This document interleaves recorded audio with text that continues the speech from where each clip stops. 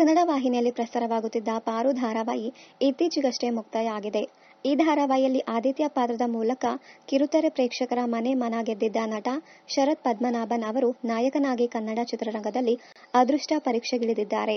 ಶರತ್ ನಾಯಕನಾಗಿ ಬಣ್ಣ ಹಚ್ಚಿರುವ ಚೊಚ್ಚಲ ಸಿನಿಮಾವಾಗಿ ಅನಿಮಾ ಎಂಬ ಶೀರ್ಷಿಕೆ ಇಡಲಾಗಿದೆ. ಅನಿಮಾ ಎಂದರೆ ಪ್ರತಿಬಿಂಬ ಕಾಣದ ಕನ್ನಡಿ ಎಂದರ್ಥ. ಅನಿಮಾಗೆ ವರ್ಧನ್ ಎಂ.ಎಚ್. ಆಕ್ಷನ್ ಕಟ್ ಹೇಳಿದ್ದಾರೆ. ಈ ಹಿಂದೆ ರೈತರ ಕುರಿತು ಹೊನ್ನು ಬಿತ್ಯಾರು ಎಂಬ ಕಿರುಚಿತ್ರ ಮಾಡಿದ್ದ ವರ್ಧನ್ ಈ ಸಿನಿಮಾ ಮೂಲಕ ಡೈರೆಕ್ಷನ್ ಕ್ಯಾಪ್ ತೊಟ್ಟಿದ್ದಾರೆ. ಟೈಟಲ್ ಪೋಸ್ಟರ್ ವಿಭಿನ್ನವಾಗಿದ್ದು, ದಟ್ಟ ಕಾಡಿನ ಮಧ್ಯ ಸಾಗುತ್ತಿರುವ ಕಾರು ನಾನಾ ಕಥೆಯನ್ನ ಬಿಚ್ಚಿಡುತ್ತಿದೆ. ಸಸ್ಪೆನ್ಸ್ ಥ್ರಿಲ್ಲರ್ ಕಥಾಹಂದರ ಹೊಂದಿರುವ ಅನಿಮಾ ಸಿನಿಮಾ ಕೊನೆ ಹಂತದ ಚಿತ್ರೀಕರಣದಲ್ಲಿದೆ. ಬೆಂಗಳೂರು, ಸಕಲೇಶಪುರ, ಮಡಿಕೇರಿ, ಹುಲಿಯೂರು, ದುರ್ಗ ಸುತ್ತಮುತ್ತ ಈಗಾಗಲೇ ಶೂಟಿಂಗ್ ನಡೆಸಲಾಗಿದೆ.